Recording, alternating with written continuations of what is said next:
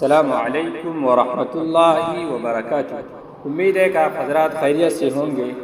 آئیے کم وقت میں جانتے ہیں قیامت کا منظر، پل صراط، حوض کوثر کیا چیز ہے۔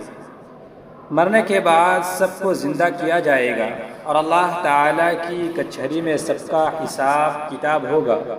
اچھے کاموں پر ثواب اور انعام ملے گا اور برے کاموں پر عذاب اور سزا ملے گی، اور اس زندگی کے بعد پھر کبھی موت نہیں آئے گی۔ اس کو قیامت اور عالم آخرت کہتے ہیں۔ جب دنیا کے ختم ہونے کا وقت آئے گا تو حضرت اسرافیل علیہ السلام سور بجائیں گے۔ یہ سور ایک بہت بڑی چیز سینگ جیسا ہے، اس کی لمبائی اور چوڑائی زمین و آسمان کے برابر ہے۔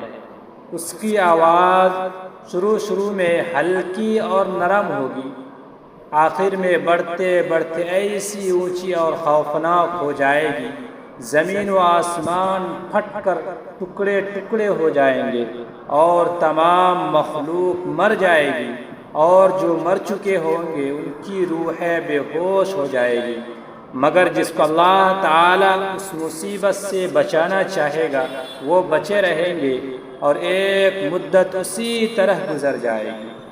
نہ کوئی رہے گا نہ کوئی رہا ہے، خدا ہی رہے گا خدا ہی رہا ہے۔ نہ دنیا رہے گی نہ دنیا کی باتیں رہے گا، تو ہی ہے اور تو ہی رہا ہے۔ یہ مٹنے کی جاں ہے، مٹے گی ہر ایک شے، یہ مٹنے کی جاں ہے، مٹے گی ہر ایک شے، کسی کا کہاں نام باقی رہا ہے۔ فنا ہے ہر ایک کو فنا ہے، سوائے ذات باری کے کچھ بھی رہا۔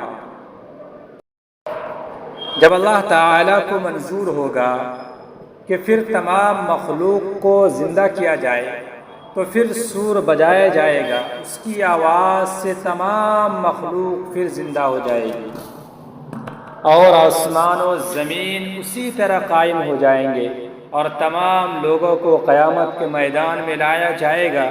سورج بہت قریب کر دیا جائے گا، اس کی گرمی سے لوگوں کے دماغ ہڈیاں کی طرح پکنے لگیں گے۔ اس کی تکلیف اور بھوک پیاس سے گھبرا کر سب لوگ انبیاء علیہ السلام کے پاس جائیں گے اور کہیں گے کہ اللہ تعالیٰ کے دربار میں ہماری شفاعت کیجیے اور ہم کو حساب و کتاب سے جلدی چھڑائیے۔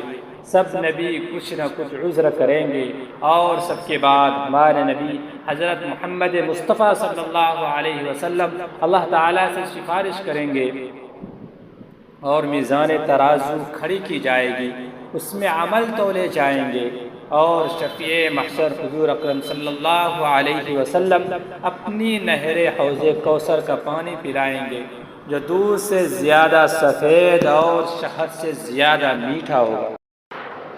پل صراط دوزخ کے اوپر پل ہے جو بال سے زیادہ باریک اور تلوار سے زیادہ تیز ہے، اس پر چلنا پڑے گا۔ جن لوگوں نے اللہ اور رسول کی تابعداری کی ہوگی وہ بجلی کی طرح اس سے پار ہو کر جنت میں داخل ہو جائیں گے، اور جو لوگ اللہ اور رسول کے نافرمان ہوں گے وہ کٹ کر دوزخ میں گر پڑیں گے۔ اللہ تعالی ہم سب کو قرآن و حدیث کے بتائے ہوئے طریقے پر عمل کرنے کی توفیق نصیب فرمائے۔ السلام علیکم ورحمۃ اللہ۔